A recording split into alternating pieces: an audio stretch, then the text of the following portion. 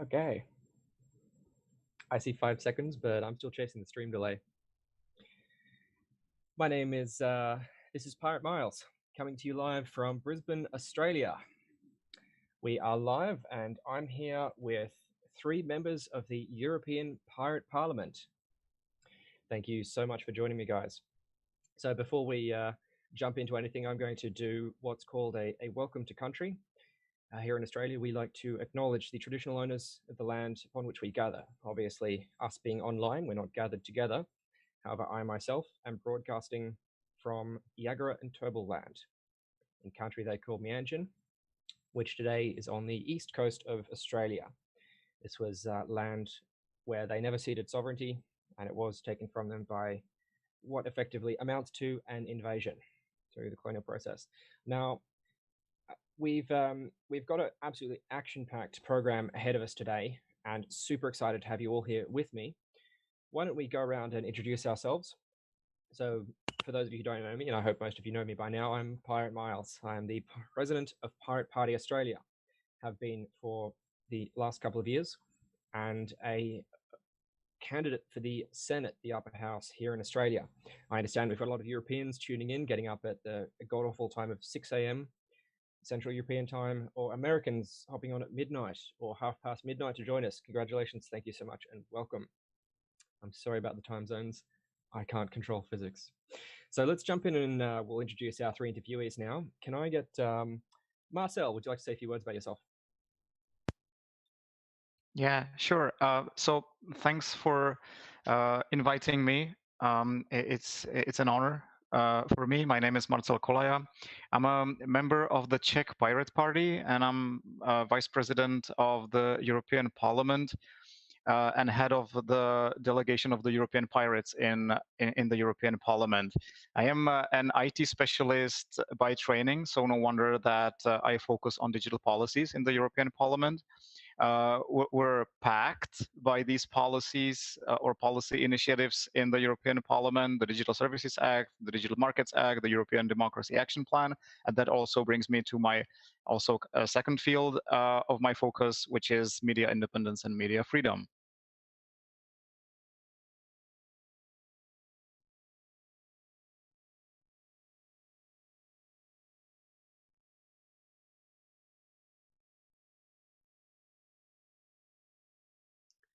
There is some problem with microphone. I can't hear you. Sorry, we're back. Thank you so much for that, Marcel. And media independence is a huge issue in Australia at the moment, a real issue on everyone's lips. And that's something we're going to talk about, we're going to get into. But that's for later in the program. First, Mikuláš, would you like to say a few words to introduce yourself? Hello, everybody, and thanks very much for inviting me. My name is Mikuláš Peksa. Yeah, I studied biophysics. I did my PhD in the field of porous materials. I studied originally in both Czechia and Germany, so that's where I came to the pirate movement. And yeah, I was elected in 2017 to the Czech Parliament, later on in 2019 to the European Parliament, where I'm mostly like interested in topics of industry, research, energy, like digital finances, budgetary control, and those economic issues, so to say. Very cool. And energy policy is also a huge issue today here in Australia, particularly with renewable energy.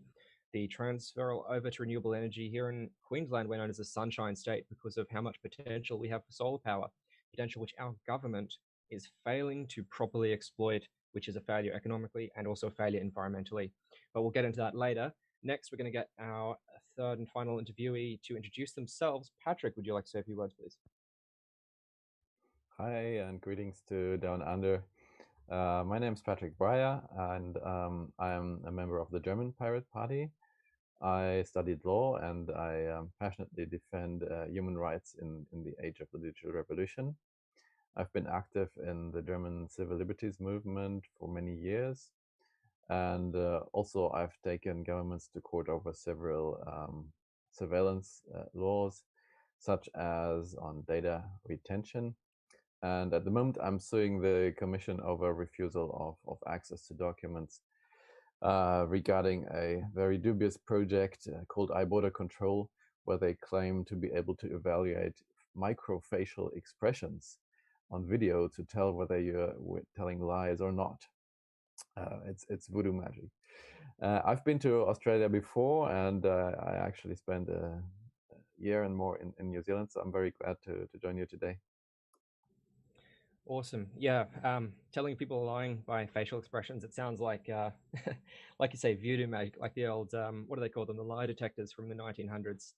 It's scary stuff, but good on you for taking the governments to court. And we all try to fight however we can in different ways. And no one in Australia yet has sued the government on behalf of the Pirate Party, but we're not afraid to call them out on their bullshit. So maybe one day someone with a law degree will do it officially. So thank you so much. And my apologies in advance if I mispronounce any of your names. I obviously am an English speaker primarily, but I think I've been pretty good so far. And you guys, your English is all absolutely fantastic. So congratulations on that. Let's jump into some current affairs now to start off with. So there's been a huge issue on everyone's lips, something which everyone is talking about, everyone is scanning the news for, and most people, many people, myself included, when this first came across our desk, we're like, what the hell is this? What's going on? I'm of course talking about Robinhood and the short squeeze happening on GameStop stocks in the US, traded on the NASDAQ. About 2 or 3 hours of poring over Investopedia articles. I am proud to call myself a economically literate, and I like to think I've got a little bit of a handle on the situation, enough to jump in and buy some stock myself. So I bought into GameStop. I'm not ashamed to admit that, and pretty excited to see where this will go.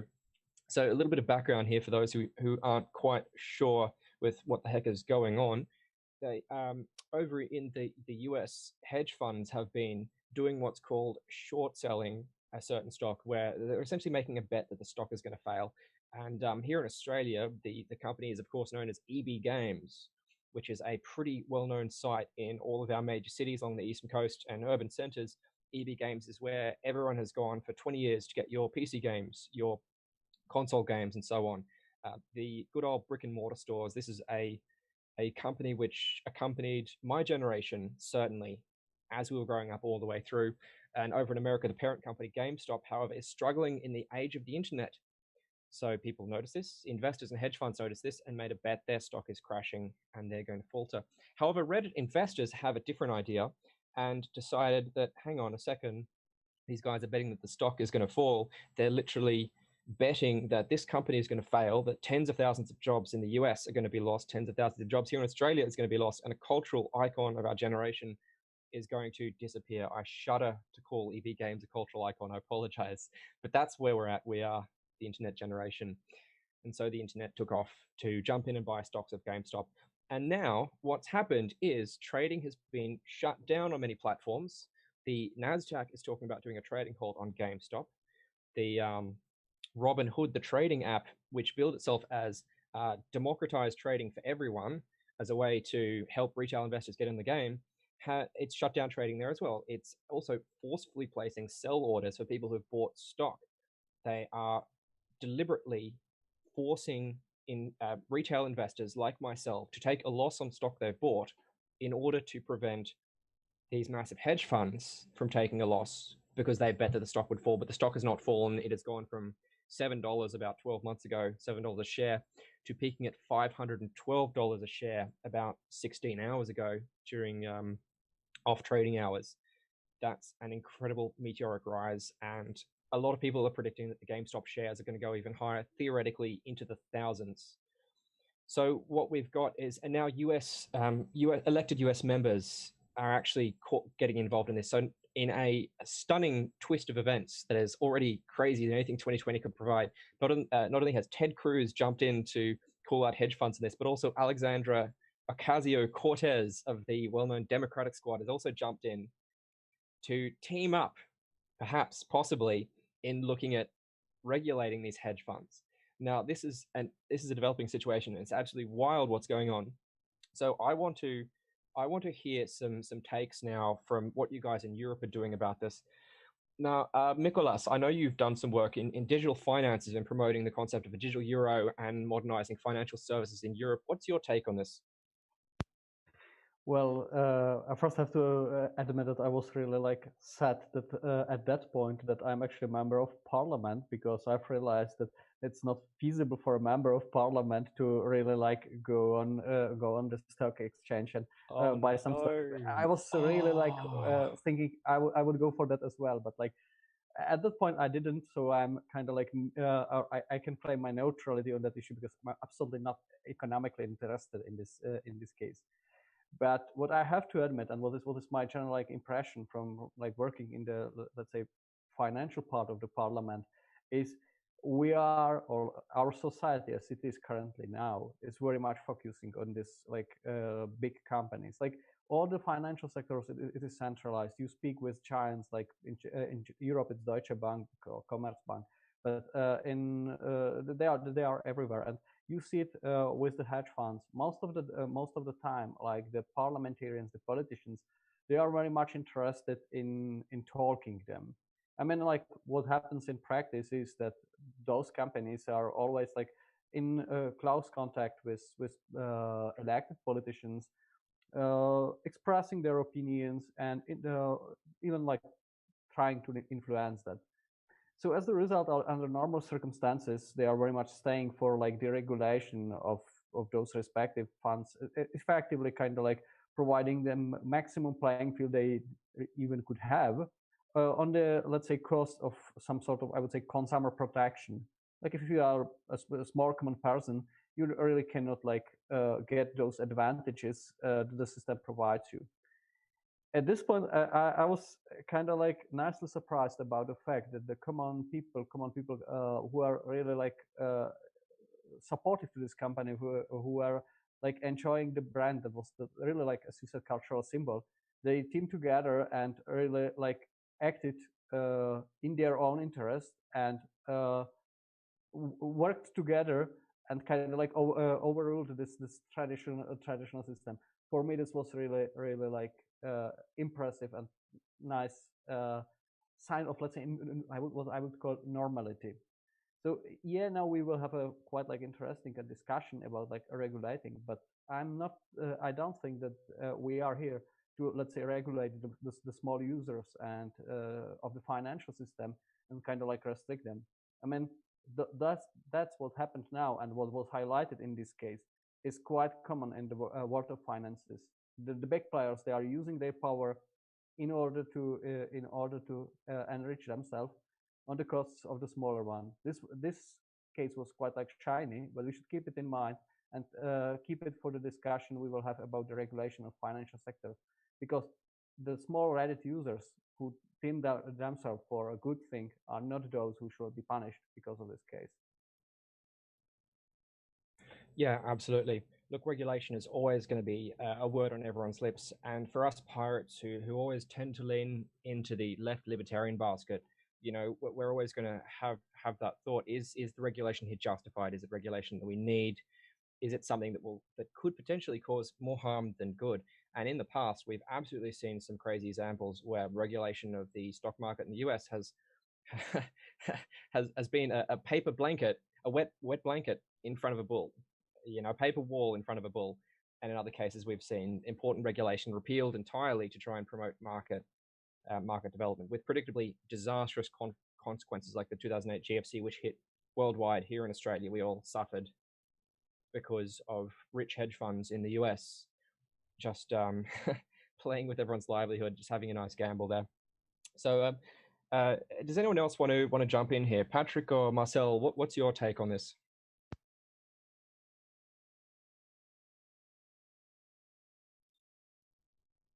Yeah, so to be honest, the way how we work in the European Parliament is basically that we split topics in a way that because you really need to understand very to the very nitty-gritty of what's happening, and this is very clear Mikuláš's agenda. So I don't really follow closely, and I don't think I can say anything to add to what Mikuláš already said. Interesting. Cool. Well, that actually brings us on to another discussion topic, which I've completely slipped my mind, but it's actually a pretty important one we should probably get into. And I'm talking about here, what the hell is the European Parliament? Now, we're obviously most of our audience here is Australian. We've got a fair idea of how the Australian government works. Basically, it doesn't. It's full of idiots that should be thrown in jail. But over in the EU, you don't just have local governments or state governments or country level governments. You've also got a European wide government. So, Marcel, do you want to take that a little bit further and just sort of quickly explain how the European Parliament actually works and what it's for? Yeah, sure. So in a sense, actually, we don't have a European government per se, but the European Union, works in a way that there are three main institutions. One is the European Parliament, that is the legislative body where representative of citizens of Europe, of the European Union, are elected. So we have this body has 705 representative of the citizens of the European Union, and the role of the European Parliament is complemented by the European Commission and by the Council. The Council consists of representatives of individual member states, so that's a different, let's say, concept of representation, and the European Council, the European Commission is the body that you would that would be closest in an understanding to a government. However, it does not really have such a role completely, because the competences are divided between the individual, let's say, the member state per se, and the European Commission or the European Union. So you can imagine that as, you have areas like, for instance, healthcare or education, where the primary role of responsibility lies on the member state. But then you have other areas, and my favorite in that example is, for instance, internet regulation policies, which clearly lie in the scope of the European Union, because the internet is global and we don't want fragmentation of the internet. Well, honestly, from my pirate perspective, we don't want the fragmentation worldwide, but we don't, of course, want the fragmentation on individual member states. That would be even worse. But the thing is, the principle is that there's this principle of subsidiarity, which means things that can be solved on a lower level are solved on the lower level. Things that are better to solve together, like, for instance, the internal market of the European Union, they are solved on the level of the Union. I hope that answers your question. Yeah, it does. Subsidiarity, that's a really interesting word, and obviously comes from to subside, for things to settle to the bottom. That makes perfect sense, although I've never heard that word used in that context before. So cool. Yeah, and in context of regulation, absolutely agree that some things, the internet being global, for example, need to be regulated from a relatively central perspective, and that we need to have that top level arcing down. And we've had a few here in Australia. We've had a few people call the pirates out for being the good old New World Order globalists for supporting centralized regulation. The old conspiracy theory. But and all you have to do is look at our policies and see very clearly that I know we in Australia, we support decentralization to a huge degree. We support grassroots democracy, we support direct democracy, and access to decision-making power for everyone through the power of digital technologies. And that's in every way we operate. And so we only go to that central regulation where it makes sense and where it is necessary, such as for internet regulation. So let's roll on to the next sort of big topic. So on the subject of central regulation and economic regulation, another big issue which is going on at the moment, which a lot of people are talking about, is it's things are still a bit up in the air at the moment. A lot of people in Australia are asking questions, but the question that everyone is asking is, or has asked, is why is Google threatening to leave Australia?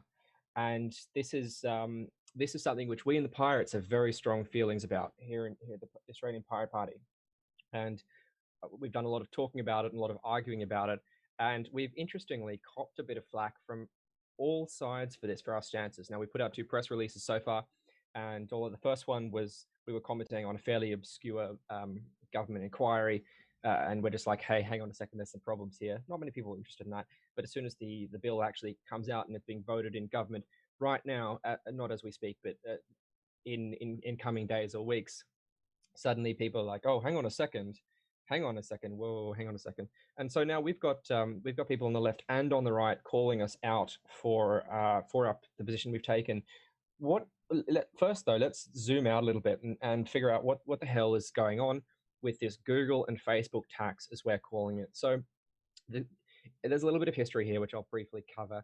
It dates back to about 2017. So for those of you at home who aren't clued in on Australian politics, we have a neoconservative government at the moment who, in all their wisdom, support quote-unquote free market policies to trickle down economics, jobs, something like that. I don't think they're really sure.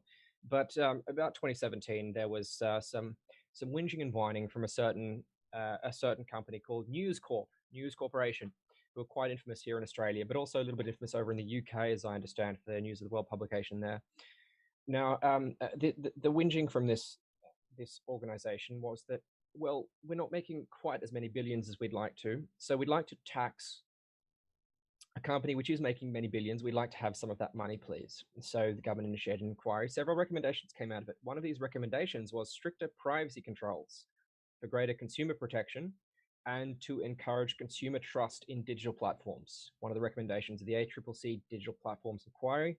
You can find it online. We in the Pirates obviously support that.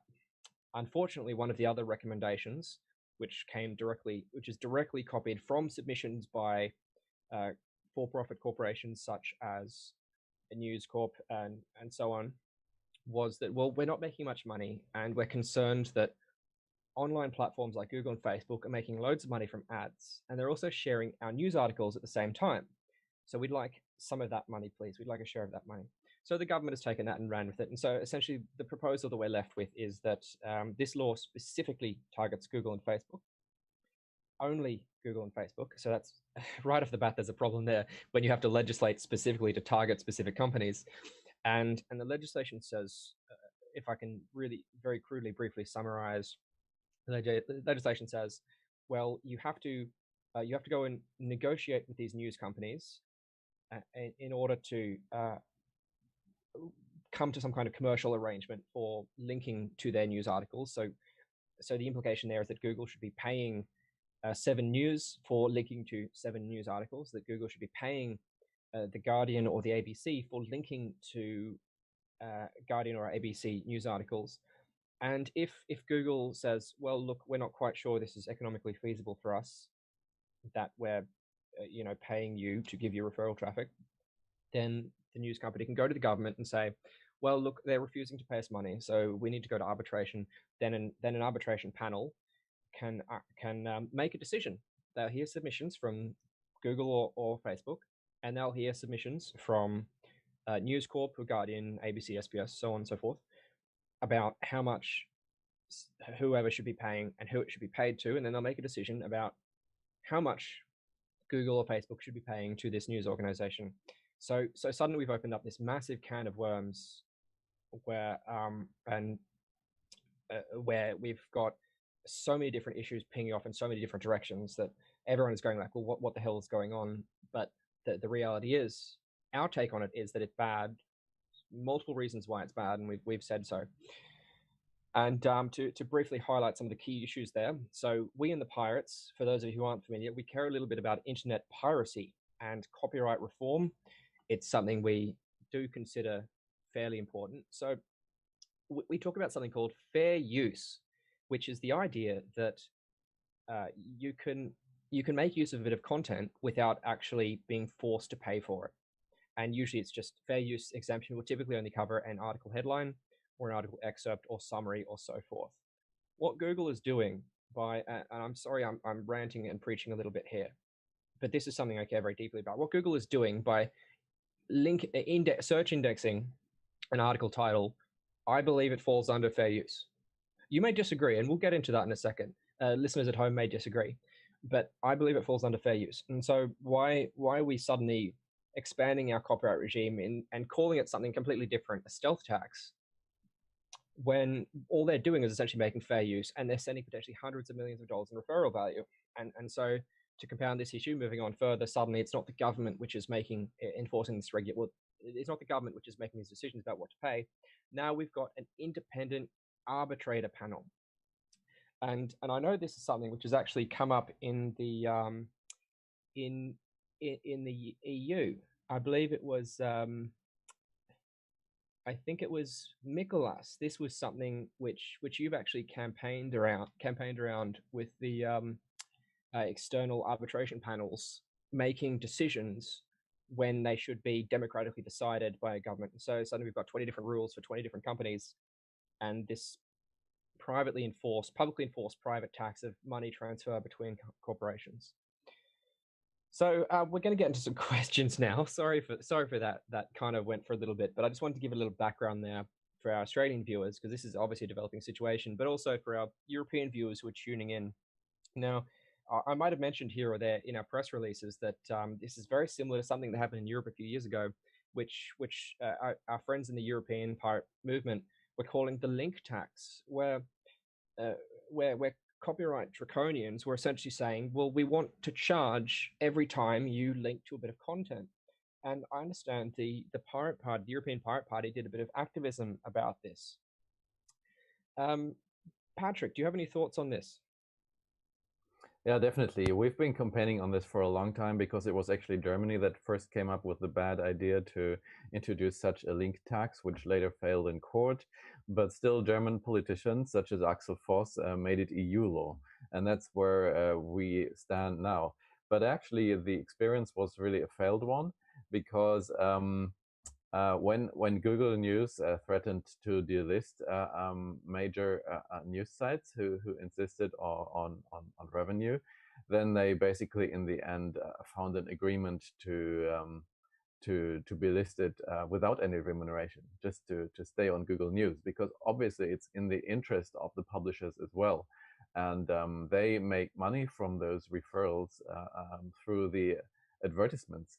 And so in the end, it doesn't make sense at all to be paying for it. And anyway, journalists have certainly never seen any additional remuneration from this. It's the rights holders that I'd hope to make a penny of it. The risk to internet users really is that under EU legislation, I don't know about Australia, this right does not only apply to Google and commercial enterprises, but actually to anyone. And so you can no longer use long excerpts for linking content, which is a huge problem, because it really limits freedom of expression and also access to information. And I'm afraid it also boosts fake news, because if it's more difficult to find quality news, because they won't link to it because they would have to pay for it. If it's more difficult to find quality news, then they will list and people will read stuff on Facebook and unreliable fake news and so-called alternative news, which is exactly what we want to avoid. Also, it's a business problem, because it discourages startups that want to enable access to news. And also, it's a disadvantage for small publishers that really rely on aggregator sites like Google News for people to get known to them, for people to be able to access their news. So maybe the major publishers and broadcasters can do without it, but the small ones are really rely on being made more accessible in this way, and so it really damages competition. And finally, when it comes to the legal discussion, it's very questionable if this link tax is actually compliant with the Berne Convention, which is an international treaty on copyright, and that guarantees a right to quote news articles and also to create press summaries expressly. And I don't think it's even in line with that. So it's really a piece of failed legislation that interferes with internet rights, and I hope that the publishers will discover sooner rather than later that this doesn't make sense at all, and that it's not the right way to tackle the fundamental and underlying problems. Actually, what's being discussed in Europe right now is to ban personalized advertising, and I think that would go much further to help the publishers. But we should discuss this separately. Yeah, if I may add to it, maybe from a bit overarching perspective, you know,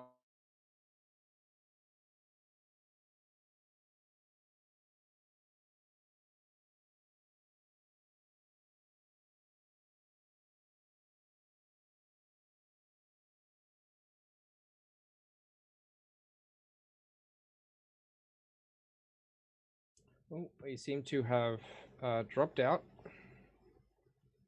centralization, which really is not good.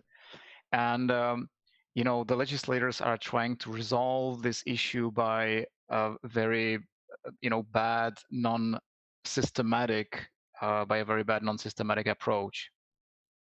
So they think about, you know, how to deal with this issue of, you know, Google basically having a monopoly, Facebook as well, on their segments of market by introducing an obligation to pay, you know, to the media that are financially suffering. But this is not going to resolve the issue. I think we need to, you know, get back to the fundamentals of the internet, which is decentralization, and we need to tackle the problem from a completely different perspective.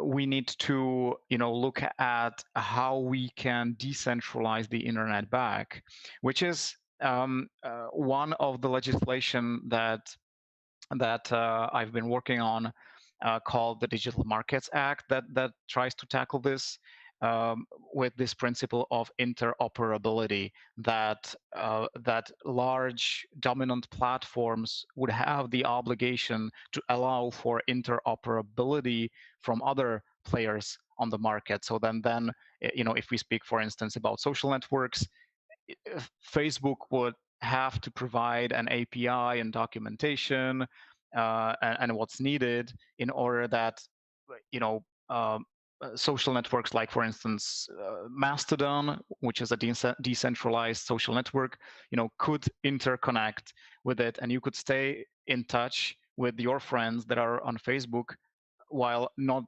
necessarily needing an account on not needing to have an account on Facebook.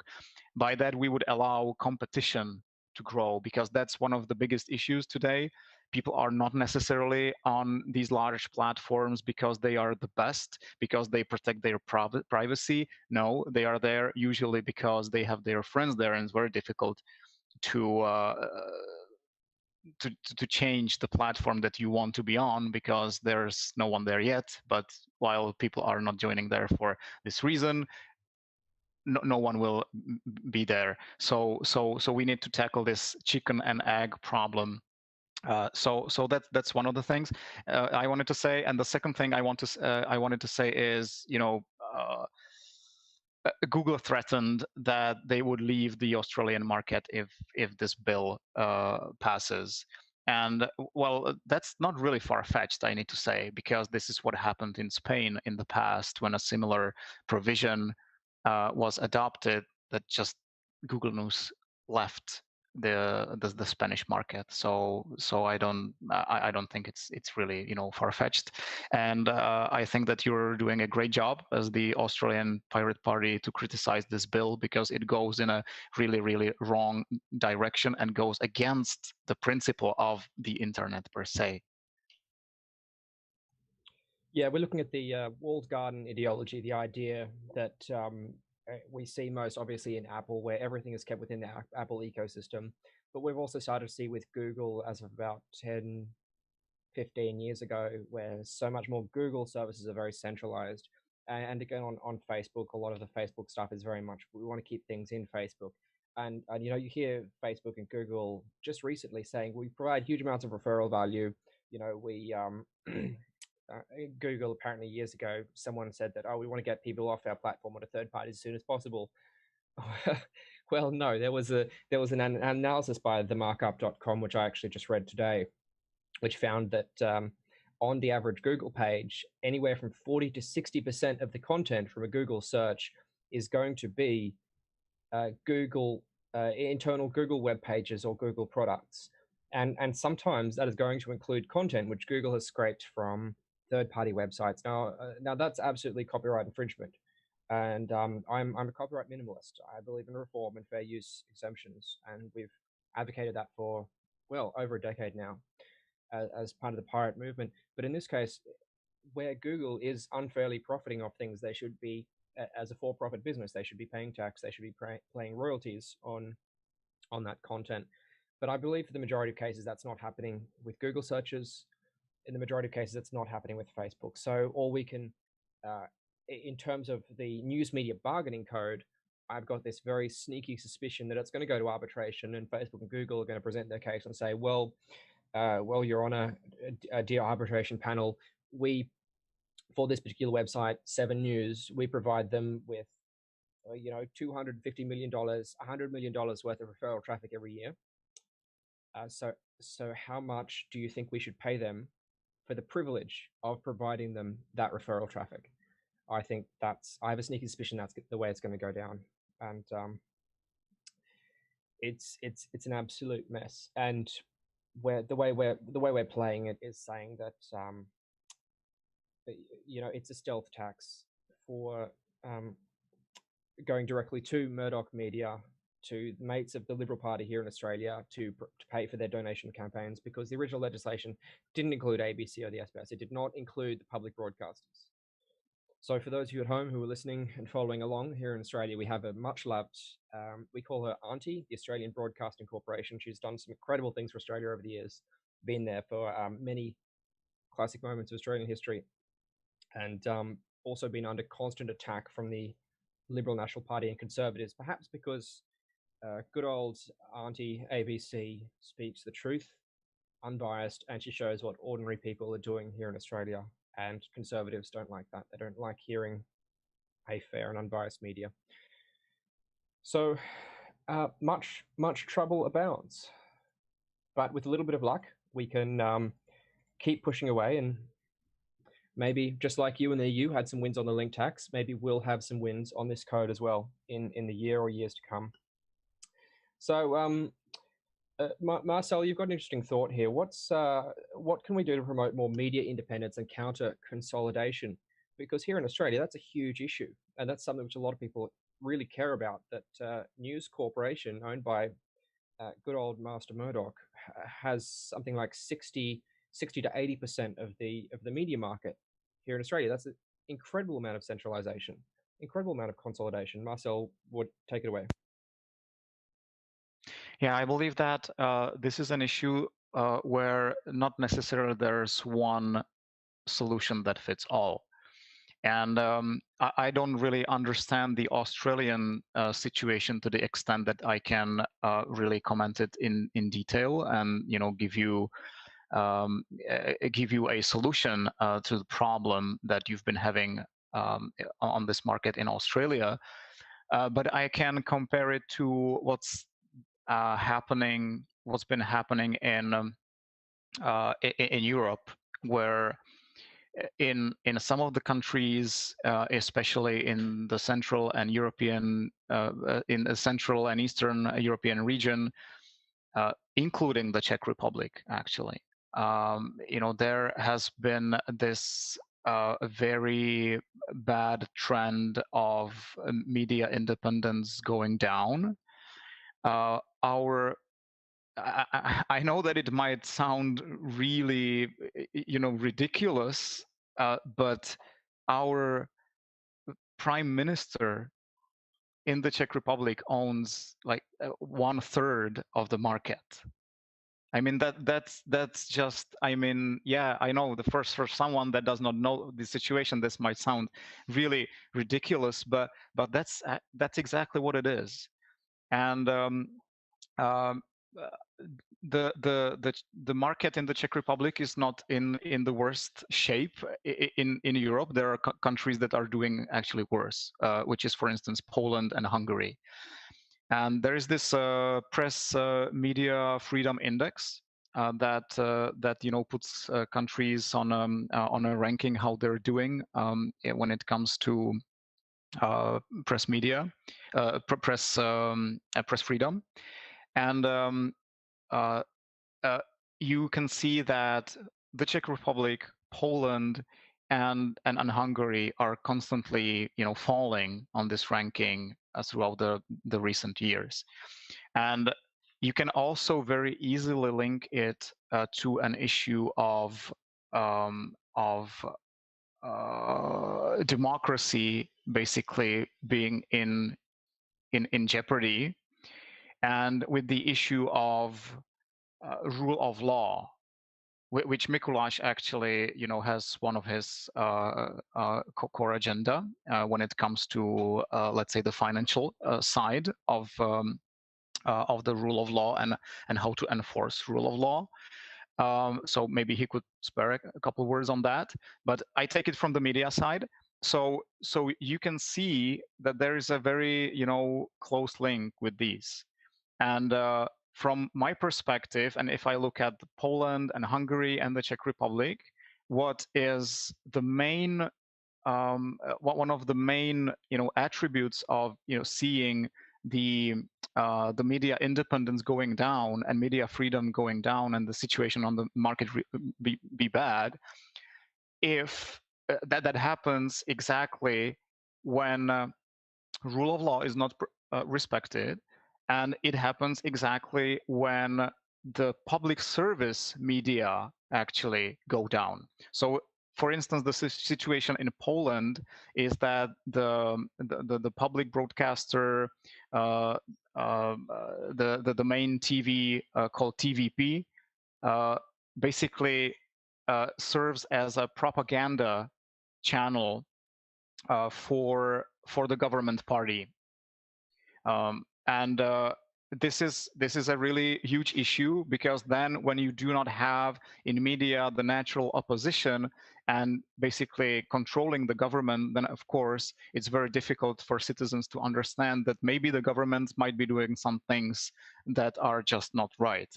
So again, I cannot really say from the Australian perspective, but from the European one, for me, what is really important is to keep a high standard for the public service media, because without that, then the situation really goes south. And also, it's very important to keep the rule of law principle, so that politicians cannot really do whatever they want. The situation in the Czech Republic where a high-profile politician, the prime minister owns a large portion of the media market, is exactly what is the problem that is causing that the situation is going south. Yeah, and I remember that I think in Italy, Silvio Berlusconi also owned a huge chunk of the media, I believe, former prime minister, before he went to jail. I don't know if he still owns it, but I know he went to jail. Possibly connected, who knows? Look, that's an interesting anecdote here, because yes, if I remember correctly, he went to jail. You might not believe it, but he's a member of the European Parliament now. We call that failing upwards. Australian politicians do it all the time. 1 minute they're a member for, whoop whoop, the next minute they're ambassador to the European Union, or they're head of the Banking Alliance of West Australia. Thank you very much, former Queensland Premier Anna Bligh. Now let's there's just been a comment in chat which I would read out because it kind of hits me deep at the core. Lee Jarrity has said, I've been online before Google even hit the net, and seeing how it's gone in the past 20 plus years is heartbreaking. The net was never designed to be what it has become now. Never, teary face. I stand that sentiment because I am a former Google fanboy. I used to love Google. They were the poster child of the wild noughties where everything was free and open on the internet, and everyone supported open source, and the pirate movement was just getting started, and we had rosy cheeks and stars in our eyes about the promise of decentralization and that free access to information would erode the barriers of the old and the corrupt. And turns out Google is no longer not evil. Read into that however you like. Obviously, they changed their motto some time ago, don't be evil. The obvious corollary is that Google thinks it's okay to be evil now.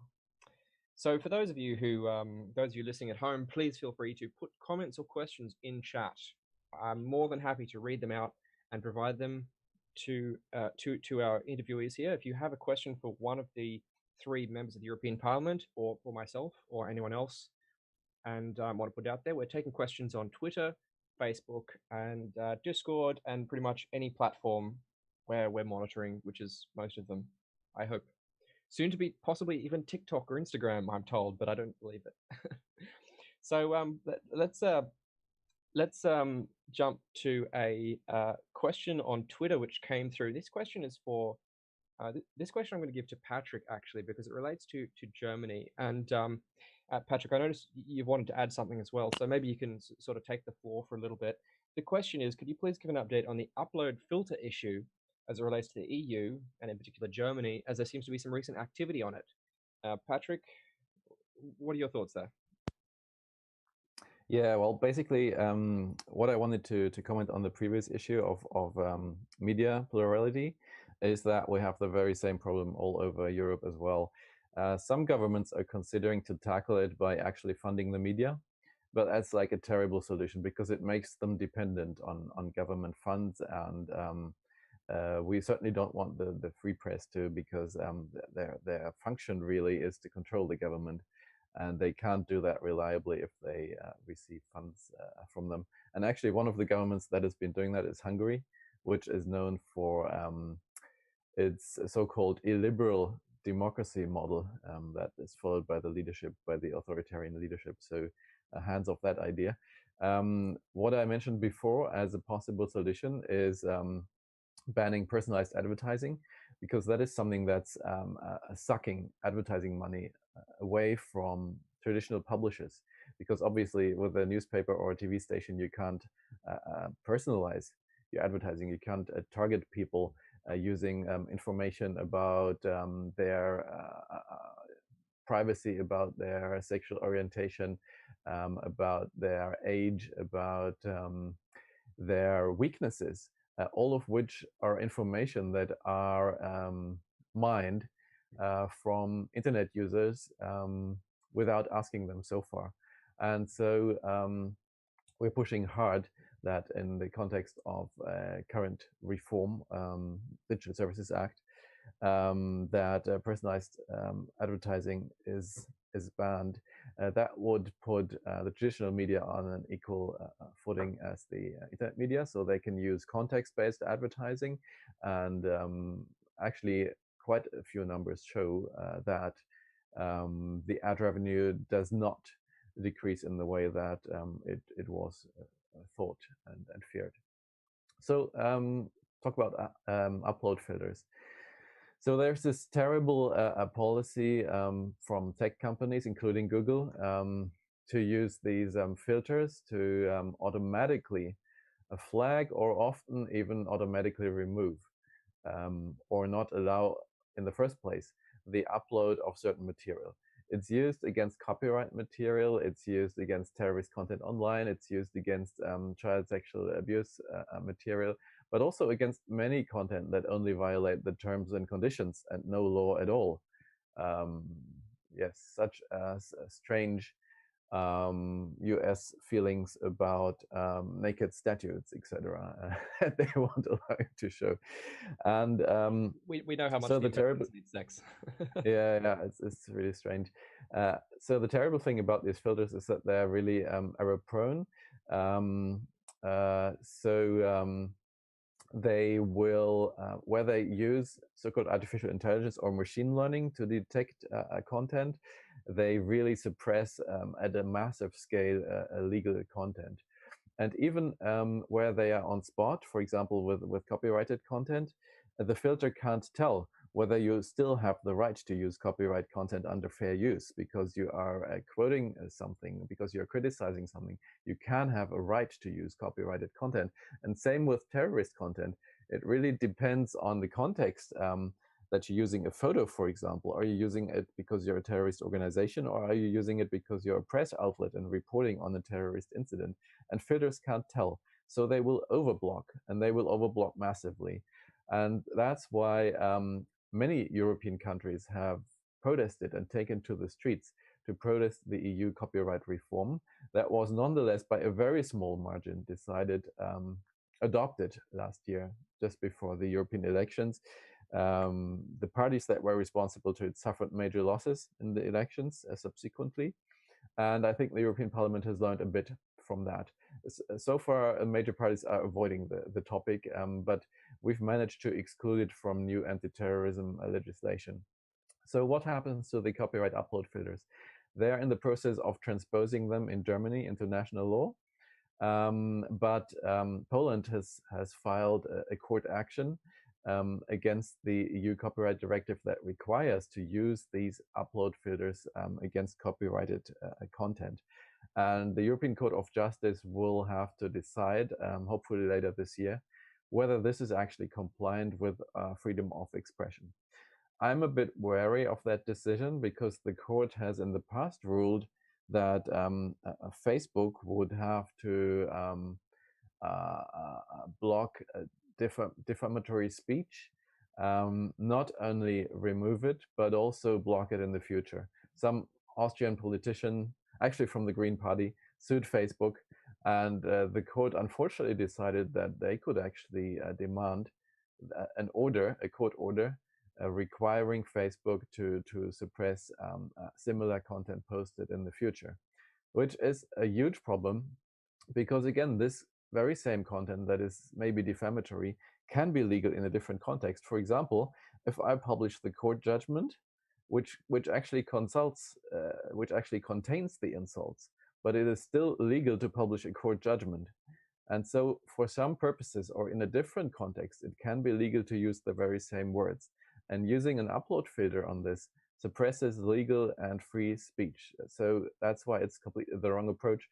We pirates are really a driving force behind pushing back against these error-prone algorithms.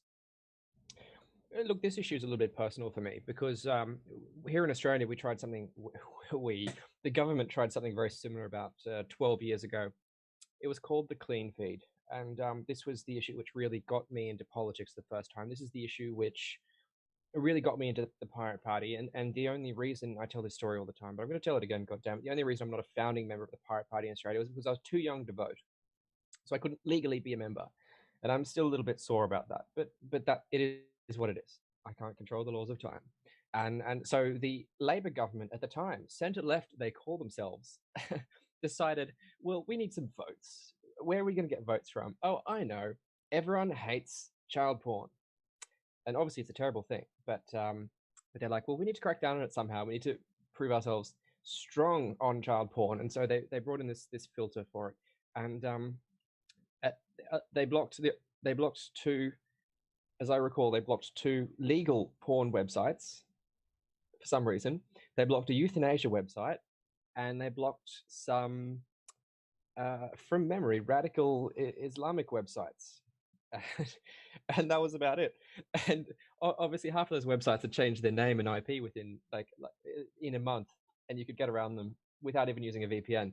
And this is a centre-left government at the time. So that was one of our very early issues for the Australian pirates, and for me, got me involved in the Australian pirate movement. It was called No Clean Feed, #NoCleanFeed. That was our campaign back then. It lasted for, I think, 27 days before the Labor government realized, hey, this is shit. But obviously the Liberals supported it as well. They're like, well, it doesn't go far enough. We need to block all this other crap at the time, and they want to expand it basically. And so once again, we find ourselves, so we always have and will continue to support free speech in Australia. And so once again, here with the News Media Bargaining Code, we find ourselves aligned squarely against Liberal and Labor, the two mainstream parties here in Australia. and unfortunately also the Australian Greens, who have supported the News Media Bargaining Code. And although we often align with them on privacy and copyright issues, they've often had some sensible positions in the past, particularly with now former Senator Scott Ludlam, who we have consistently respected, admired, and supported. Unfortunately, he has gone, and we can only question the direction the Greens are going in since, with their support of this new law. So interesting things abound, but we do find ourselves without allies at times for the stances we take here in Australia. But that's what it comes down to: taking a principled stance. Now, does if I may jump in, I think it's a good thing to do. Take a principled stance, even though if you find yourself being alone. And I think that's the defining power of the pirate parties around the world. Because why the pirate parties have been founded in the first place, it's because that politicians of other political parties were just outdated. They were not fit for the digital age. And we definitely need more politicians that understand how the internet works. I have seen so many politicians where I always had the feeling with them that they would actually be better with if the internet did not exist, because the world was so easier back in the days. Everything was somewhere on the paper, and there was no easy way how to spread all these disinformation and illegal content and fake news and everything. But I mean, that's not how the pirate politicians see the future. We see a society that is free and informed and educated and digitally interconnected. So that, I think, is our major differentiator. And that, well, yeah, it happens then that on some policies we just don't find an ally because other parties are not there yet. That's just how it is. And we need to understand that the internet is not some completely different new world. It is part of our world. It's one world, always one world. And the problem I have, not only with upload filters, but in general with these policies of taking content down and saying, yeah, okay, we resolved the issue. The problem is we haven't resolved the issue. Look at the child sexual abuse material. One thing is to take the illegal content down, but that's apparently not sufficient. We need to go after those who abuse children. And I don't really hear it from other politicians that this is the core issue, that we need to go after those who actually create this material. They basically are fine with taking the content down and the job is done. And that's not sufficient for me. Yeah. And when it comes to internet censorship like this, there's 4 issues which kind of pop up. From what I see, seem to pop up again and again. And the obvious censorship issue for us is with copyright, where things like the upload filter try to get twisted towards copyright enforcement, and same thing over here as well. Another issue we've seen, obviously, giant porn restrictions there. But another issue here in Australia, which we actually grappled with, one of the very early projects of the Pirate Party in Australia was on the issue of euthanasia. The Clean Feed in 2008-2009 attempted to block euthanasia websites because that was illegal at the time, and still is. We're barely starting to reach a level where it's accepted at a mainstream level. But back in 2008-2009, we held workshops in Sydney and in Melbourne, I believe, on how to use a VPN to get around government restrictions to access safe and moral methods of euthanasia. That's the stance that we took, and those workshops we ran. And so that's the kind of stuff which we do outside of political advocacy as well. Now let's just on the topic of on censorship. Patrick, did you want to add in anything there, possibly from a legal perspective? Well, I wanted to jump onto the topic that you described of what they tried to do 10 years ago in Australia, because they tried to do the same in Germany, and after massive protests, which really made the German Pirate Party grow strong, they actually abolished this legislation. And we used to protest against it by saying taking down instead of blocking. Because if the content is only blocked, then it's just too easy to circumvent, and everybody understood that in the end. However, there is now a new push for legislation. That's not about blocking, but it's actually about what I call incrimination machines. So what they want is not only for public hosted content, for example, hosted on social networks and websites, etc., but also for private communications to be screened by those error-prone filters for alleged child sexual abuse material, and automatically alert the police if these algorithms detect a hit. So that's a huge problem for victims, actually, who rely on safe spaces for communications, and these are taken away from them if they're being monitored all the time by filters. But it's also a huge problem for all of us, because these filters are so error prone that, according to the Swiss Federal Police, 90% of all police reports are false. And you can imagine that if the police investigates you for possession of child pornography wrongfully, that even the investigation itself can have major repercussions and basically destroy your life. If neighbors learn about it, if your partner learns about it, if your employer learns about it, it can have terrible consequences. And it's so wrong for many times, for several reasons. First of all, the database they use for matching just contains lots of legal material that's not illegal at all, because it's fed by companies and they use their terms of services to decide what they include or not. But then secondly, they also use the machine learning. And so no algorithm can determine the age of a person, for example. So that means that intimate images, even of adults, will end up in the hands of some employees of international corporations. We don't know where in the world and what they will do with it. Maybe they will sell it. And as you may know, young people often do what is called sexting. So they just send naked pictures, images of each other without any adult interference. But actually, I know for Germany that 40% of all investigation procedures target minors for doing just that and similar things. So this approach is actually criminalizing children and teenagers that it alleges to protect. Yes. And yeah. And all that it does to invade private communications in this way is really for the organized criminals that are producing this material to move even more readily to their own servers, to their encrypted communications channels, which makes it even more difficult to prosecute. And this is so short-sighted, but still, in the European Parliament, we stand no chance to fight against it. There is only two groups that oppose it, including our own.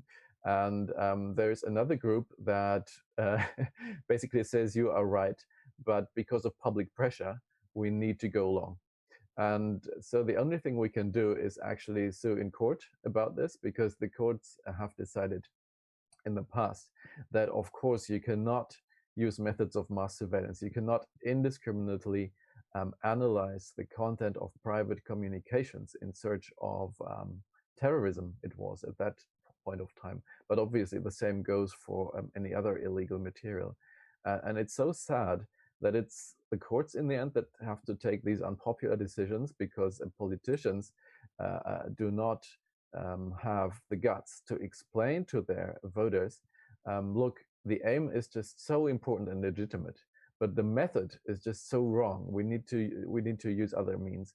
And there is so much that would need to be done in terms of staffing, in terms of support, in terms of police resources, All of this is pushed away by a debate that pretends, a solutionist debate that pretends that technology can solve the problem. Yeah, and over here in Australia, it's been a major talking point for conservative politicians as well to try and crack down on terrorism and protect us against terrorists, terrorist content online and online radicalism and all those big scary words. But in the end, it just becomes a campaign promotional material and ends up being directed against often, sometimes entirely harmless targets, like in the case of child abuse material with sexting, where it's fully consensual and in many cases, not all cases, but in many cases, completely private between the participants, suddenly becomes a matter which could potentially land them on a sex offender registry, which can ruin their life utterly. And we have a huge issue with juvenile incarceration here in Australia and in Queensland particularly. A shocking thing which just came to light just a couple of years ago and blew up, particularly in the context of Indigenous incarceration. And one of those areas where all this attempt to crack down on terrorists can blow off into completely sideline issues came up in a very related topic. So here in Queensland, in Brisbane, we actually hosted the Commonwealth Games a few years ago, which for those of you who don't know is for all former British colonies. It's essentially a smaller version of the Olympic Games, travels around the Commonwealth countries, Canada, the UK, Australia, New Zealand, so on. And we hosted here in Brisbane a few years ago. The the Queensland Police decided in their wisdom to roll out facial recognition technology onto all of our public transport and at the CBD and all of the venues and so on and so forth. 2 years ago, several years ago, a report was conducted after the Commonwealth Games into how effective the facial recognition software was. This was kept private. It was buried until the ABC, the Australian Broadcasting Corporation, did a right to know request, a right to information request, which released the report and found that it was useless. Facial recognition was useless, that none of the targets they'd listed that, hey, these are potential, I don't know, they might have called them terrorists. The facial recognition software couldn't find any of these 16 people. And so the Queensland Police expanded to use it for general policing, of course, and the ACLU here came out against it, and multiple legal industry bodies came out against it, and we came out against it, and so many other groups, even though it was utterly useless. But you know what it did get used for? There was a big protest against the Commonwealth Games at the time, and some of you here in Australia might be familiar, but many of you overseas wouldn't be, because it's a very uniquely Australian topic. The protest called the Stolenwealth Games. The huge amount of Indigenous activism in Australia centered around the idea of sovereignty, that Australia is a stolen nation from land that was stolen from the Indigenous peoples. They came out to protest the Commonwealth Games as a tie to our colonial past. And so there was hundreds, possibly thousands of these protesters out there camping out and blockading many of the venues at the Gold Coast, the sporting venues. And so the police response was massive. The police had teams out in riot gear, dozens of them, monitoring these protests. They had fully armed riot response teams with assault rifles and body armor in armored cars out patrolling Brisbane to look out for these protesters, which is utterly disproportionate. And obviously they brought in facial recognition as well, and that was a complete failure. And so that's just yet another example of how these technologies are brought in for one thing, then end up being used for something else, because the Indigenous protests were fully justified and for the most part fairly peaceful, and there were legitimate issues there, and they obviously have a right to free speech and a right to protest. But instead, the Queensland Police used these powers given to them by the government to try and crack down on them. Now, and it all started from this drumbeat about terrorist content online and how to deal with it. So let's jump onto a slightly different topic. Sorry, Miles, just very briefly, I need to leave because I'm speaking at a privacy conference on tracing apps, so I'll leave you here. Thanks very much for having me. Thank you so much for coming on, Patrick. Thank you for joining us. And any more questions we get, I'd like to forward them onto your office, and hopefully we'll see you again in future. See you. Thanks so much. Now, let's move on to another issue, which which has come up and again has parallels in the EU. We've got something called the Assistance and Access Bill here in Australia, which was one of the key goals of this legislation was to try and kill encryption. And so, without going into the specifics of it too much, it essentially gave legal powers to alphabet agencies, ASIO, whatever, to compel companies to introduce backdoors into their software. And so not only is there privacy issues here, but also obviously it's an encryption killer. And so we had tech companies coming out everywhere saying that, well, look, this is going to kill the Australian tech industry because we're no longer going to be trusted anywhere in the world. When everywhere around the world, everyone's going to know the Australian tech companies all have backdoors by law, required to have backdoors, which can be abused by not only law enforcement and government, but also by any illicit actor, bad hackers, hostile state actors can also use these backdoors should they find them. And I know that in the EU, there's also been similar legislative push from certain bodies to try and weaken encryption. Marcel, did you have any thoughts on this? Yes, absolutely. Yeah, I mean, this when I talked about how politicians often don't understand how the internet works. Yeah, they don't often understand how the technology works, because we've been seeing this push to weaken encryption, to introduce backdoors, etc. And we're usually given some legitimately looking reasoning behind that, like the already mentioned sorry for the doorbell here, if you can hear it.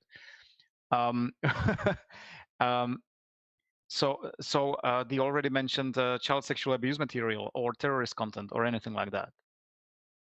The issue is that encryption is, of course, used for things like securing your data, securing your connection to your to your bank, etc. But also for the national security. So weakening encryption means endangering the security of all of us. Now, the problem is that there still is this idea in the back of the minds of some politicians that we still could find some middle ground and find a way how we could weaken encryption for the illegitimate uses and have it strong for the legitimate uses. Of course, if you know how technology works, you know this is nonsense, because this is mathematics, and you cannot ignore mathematics. That's basically that's basically the law that rules kind of like naturally. If you are or you are not able to do something because it's mathematically difficult or mathematically easy to do something, then it's just like that, and you can hardly fight that with legislation. The problem is that if you don't respect that, then you will get into a very weird, vicious circle into trying to find a solution, while of course those who use it for non-legitimate reasons, let's say like criminals, they will always find ways how to escape from that. I think of different peer-to-peer, end-to-end encrypted communication systems that you just cannot tackle it on the technical level. They will always be able to do this. So this would only open us towards dangers, but it would not solve any issue whatsoever. That's the problem. We had the pirates had fought, and we have been fighting all these initiatives that are coming from different EU bodies, and we'll continue doing that because it's just pure nonsense. If I may add a few words on the top of that, should you have the Yes, please. opportunity to talk to someone from like Australian government who is willing to introduce that, please tell them that it's a really stupid idea because it can cost Australia a shitload of money. I mean, like, so far we are currently discussing in the European Parliament something which is called digital operational resilience. The idea is effectively that we want to protect our financial sector from cyber attacks. So we are setting standards for how to report cyber attacks, how to prevent, how to secure the infrastructure and stuff like that. And one very important issue that comes there is the question of third country providers of security stuff. I mean, like when you are, we would definitely not like to build a wall around Europe and say, hey, if you are from the other countries, like from Australia or any other country, you can't go and deliver us software which will be used in our financial sector.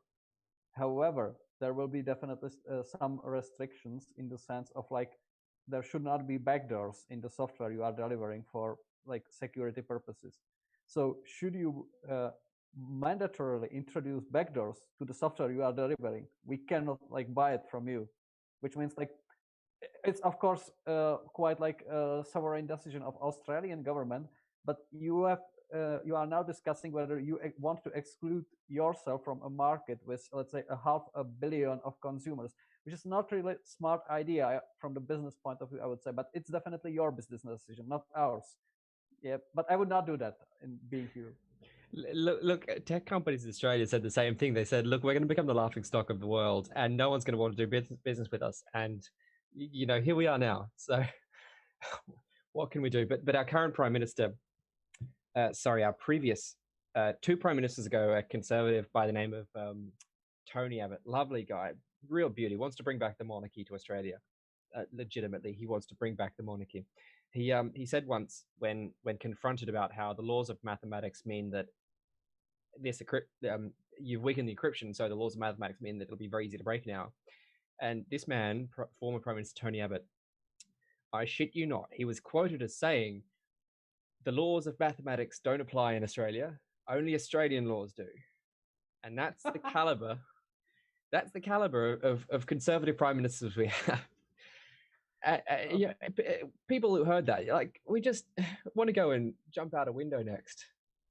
After hearing stuff like that, you're like, can anyone legitimately, like, did this man go to school? Did this man complete high school? And now he's trying to run our government. He's as someone pointed out in chat, he's famous for being able to eat an entire onion raw and trying to shirt front Putin, the man who wrestled a bear naked and trained with the Spetsnaz in Siberia. Ridiculous, absolutely ridiculous. So yeah, I remember this quote. I remember this quote. It was really famous, that only the laws of Australia apply in Australia and not the laws of mathematics. And well, that's, you know, one of the examples of why I said that we need more politicians that understand how technology works. Or even, you know, how maths works. I'd settle for a prime minister who understands how numbers work. So, well, let's be honest. Technology is nothing else than applied mathematics, physics, and chemistry, basically. Absolutely, yeah. So on a related topic, while we're talking about software and internet technology, Mikuláš, you campaigned recently about bringing in open source software to the European Union. Do you want to talk about that for a little bit? Yeah, for sure. I mean, like, we have a general problem with digitization of public administration everywhere in the world. I mean, like, usually it works that way. The public servants, they are not really able to design the IT systems. So more or less what happens there, they are like all the procurements, they are kind of like being overpriced. like the agreements, they are written in very poor way. I mean, like, I have seen a system in Czech Republic which served to for the purpose of like keeping information about like welfare benefits, like unemployment subsidies and stuff like that, of about like the whole population. I mean, like, they were able to order this piece of software from a company which delivered it as a service. So they have absolutely no control over the code, no control over the data. They just were relying on a particular company who could anytime switch it off and effectively cut the whole nation from unemployment subsidies, pensions, and so on. So that's what happened there, and it was a result of public servants were unable to really introduce a good contract to order software for the public administration. So my idea, and that's something I'm for, is that anytime a public administration is ordering any software for the purpose, it should be open source. I mean, like, a public administration shall have the access to the code and should be able to kind of like reuse it in the case that the particular provider will no longer be provided. That's I think an essential to avoid those vendor lock-ins. And when we come to the question of price, I believe there are a lot of like open source alternatives to the proprietary softwares that are software that is being used in all of human activity, which means like we have very much opportunity to choose from and reuse that. And I think we should use that. I mean, like, we tackled the issue from a little bit a different direction than one would expect.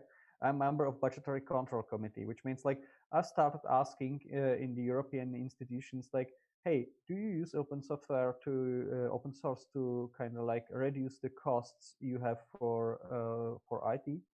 And yeah, that was kind of like successful, because like some of the institutions started reporting us, yes, we already do in some cases, we try to improve. Some were more reluctant, some less, but at the end, like, we are moving, we are progressing, and really like it succeeded. I mean, like, usually when you talk about open software or free software, the conservative politicians, they are kind of like reluctant to support you, because like when they say something, when they hear free, they are already triggered, and it sounds too liberal for them.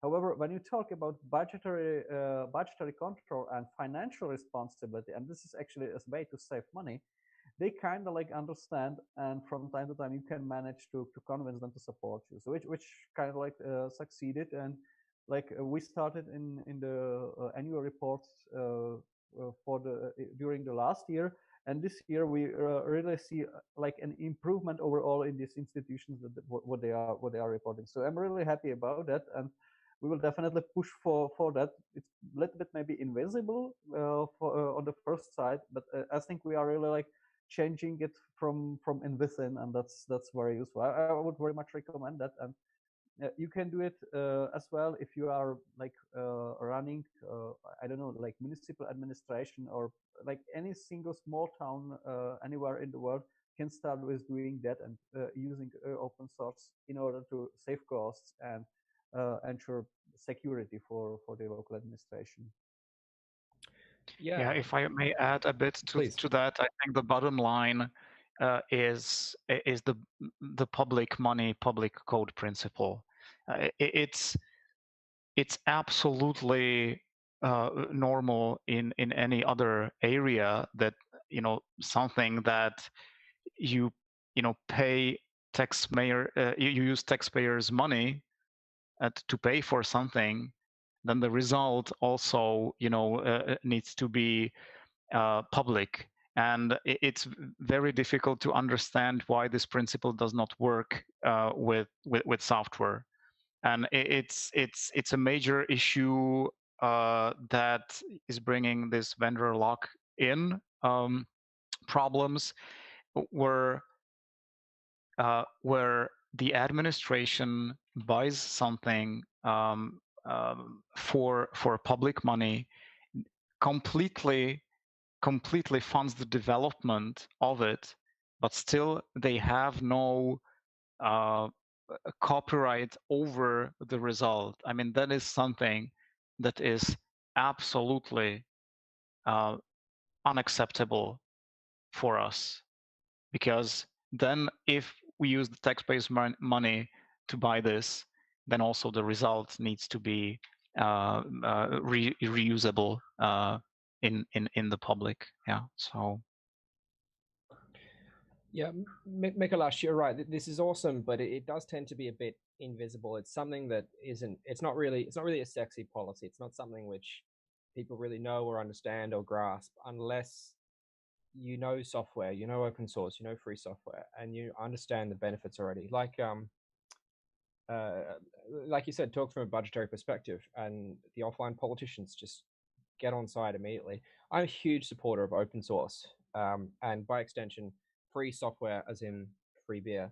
I've got, I think I've got something like nearly 2.5 million lines of code on across various accounts on open source GitHub projects over various years, and so it's something which it's absolutely this really obscure niche issue which you don't understand until you get into it, and you understand, well, look, open source projects have done these incredible things. So many commercial proprietary systems are based off open source, like the Unix kernel is the basis for modern operating systems, and that was all free and open source, and it's still to this day maintained as a free open source operating system via its successor Linux.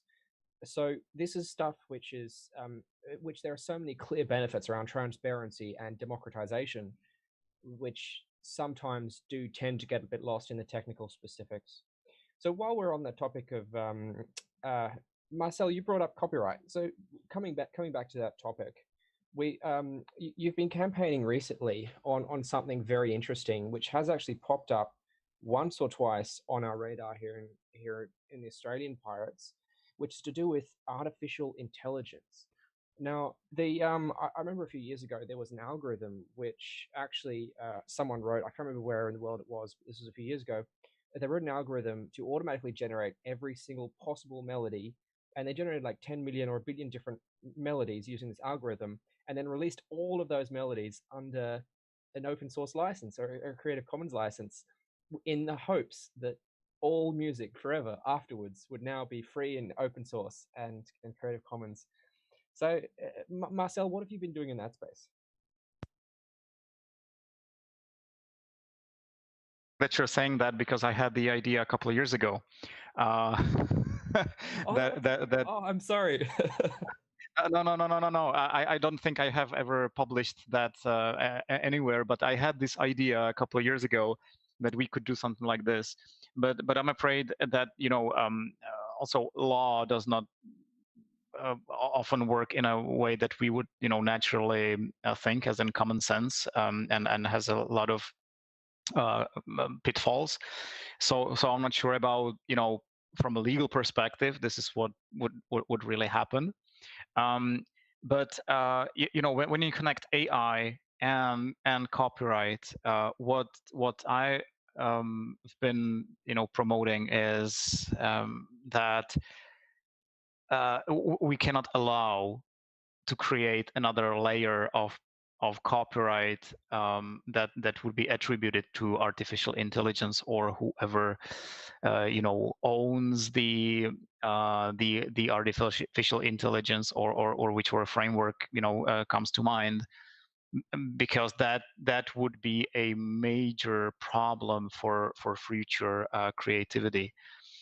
But when it comes to AI in general, we already touched upon the mass surveillance by facial recognition, but there are also other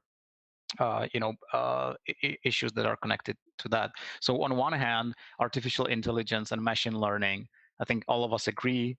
Also, as people who are keen, on new modern technologies, that it is a huge opportunity for the future, and it can help us a lot with a lot of in a lot of fields. Think of healthcare, think of anywhere, self-driving cars, etc. But also we cannot let just anybody do anything with artificial intelligence, and we need strict regulation. And the idea that I have is that we need several levels of risk depending on how the artificial intelligence would be used, and according to it there would be a regulation depending on which risk level we basically are. One of the areas that I focused on in one of the reports of the European Parliament was the use by the police and judicial authorities, and I insisted that this would be an area with a very high risk, because as you can imagine, you cannot really allow algorithms fed with some data to decide on whether someone is guilty or not, for instance. So take it to an extreme, but there are also other issues connected with that. For instance, if police used artificial intelligence in order to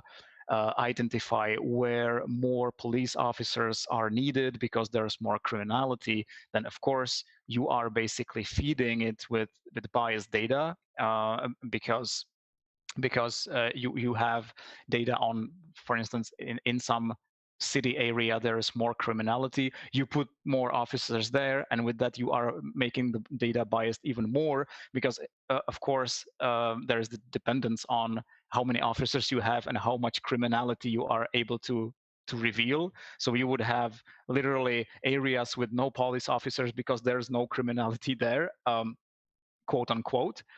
And you would have areas that are, where you would have police officers heavily deployed because there is a lot of criminality, apparently, because every single thing that happens is discovered immediately. So there are a lot of these, issues, and discrimination and bias is one of the major problems of artificial intelligence in a lot of areas, and we need to really be careful there and have a legislation that will allow us to strictly regulate that where we need.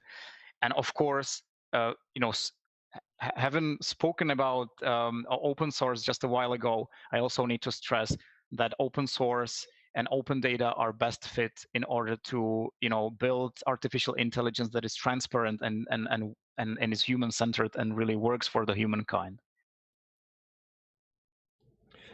Yeah, and when we talk about surveillance here in Australia, automated surveillance and biometric facial recognition, so on and so forth, that's something which comes up again and again. The issue of discrimination and the related issue about allocation of policing resources, because we do have an issue here in Australia where Indigenous communities are over policed, and there is bias, not so much quotas here as there have been in America, but there's definitely a lot of bias in. We've seen evidence of bias in some state police forces towards over policing Indigenous areas, Indigenous communities, or Indigenous youth. And so they kind of run hand in hand. When the police already has this bias towards one particular area, and then they bring in automated security to deal with it, well, obviously they're going to focus it on those same areas already, and so it compounds a problem in a way which is didn't need to get worse. It's already bad enough as it is. So on a completely different topic, I actually no, sorry, related to AI, and I just wanted to say that AI is a huge interest area of mine, actually, almost more of a professional interest area, but more in the context of games. As professionally, I actually work in the game space, and so AI has always fascinated me there. Design of AI for games. Now we've got a question in chat from Will of the Young Pirates of Norway.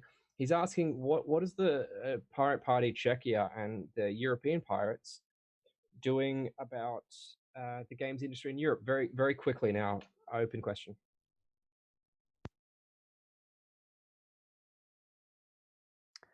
If I may, I think it is part of, let's say, the broader question of like the digital market, and we need to first of all ensure its integrity. I mean, like, I know there were in last week's discussions about like whether it is legitimate to sell a game in within one of the countries and then block it in the others because of selling for different price over there. I mean, like, this is a form of geo-blocking that should be abolished, and because we really need to ensure we really need to enter the digital single market. I'm really here speaking from my perspective. I spent like those few years in Germany, and it was exactly that way. That from Monday to Friday, I was in Germany, and weekends I spent in Czechia. And I was traveling like 200 kilometers. I was definitely not really like interested in that when I play a game, I will not be able to continue in the save game for over weekend just because I moved across the border. I want my licenses. I want everything like that to be available everywhere in Europe. That's something that should be assured, and we should stay for. Geo-blocking is definitely wrong things. Wrong thing. Yeah, if I may add to it, there was a geo-blocking legislation in the previous mandate that really went south on all these, digital things. So basically, while tackling some other issues, basically the most important ones was not tackled, and also, it's completely clear that the major blocker here is that we don't have a unitary copyright. So we definitely need a unitary copyright in Europe. We need a true copyright reform, not what we have seen in the previous mandate with introducing a lot of new restrictions, but not really tackling the major issue of fragmenting the market. And I've been fighting in my in the committee where I'm a member of, the internal market committee, to bring this geo-blocking issue back, because there definitely is a gap that we need to address. Yeah. Okay, thank you so much, and we might wrap up there. So this has been Pirate Live with three members of the European Parliament, Patrick Breyer from Germany, as well as Marcel, Kolaja, and Mikuláš Peksa from Czechia. Thank you so much, gentlemen, for coming on at the ungodly hour of 7:30 a.m. in the morning, or 7 o'clock or 8 o'clock, whatever it was we hopped on. So do you have any final words for the Australian pirate movement? Yeah, I'd like to encourage everyone, to continue what they have been doing, because that's of a great importance. I remember, back in the days where we were almost invisible as a political party, and now we're polling at 20% in the Czech Republic, and we are basically we have the chances with the elections, coming this fall, to have the first pirate prime minister in the world. So I mean, if you do the right things, if you do the things right way, then you never know when it kind of like breaks, and you will go through a major success. So I keep my fingers crossed. And of course, thanks for having us. It was a pleasure. Also, it's not that bad actually, because it's 10:30 at this moment. So it's okay. I remember when I was a co-president of the Pirate Parties International many years ago. I attended virtually the General Assembly of the Pirate Party of New Zealand, and it was some like 3 a.m.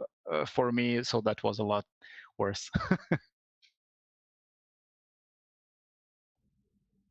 I would also like to thank you all for the invitation. Discussion was very interesting for me, and I'm really keeping fingers crossed for your Senate election and for the further election. I believe like it's definitely possible. There are Czech pirates, German pirates in the parliament, but what was not mentioned here, Luxembourgish pirates made it to the parliament, Icelandic pirates made it to the parliament. So it's definitely possible. It takes a lot of effort, but you can definitely make it as well as the others. I'm really looking forward to see Pirate Party of Australia to form Australian government. I think that would be incredible. So I'm keeping fingers crossed, and I hope it will happen rather soon than later. Well, the first step is getting a Australian pirate elected, and then a second Australian pirate, and then the third. It's just dominoes, and they all go from there. So thank you so much, Marcel and Mikuláš, and we'll hear from you soon. Thank you. See you. Thank you. Thanks. Bye-bye.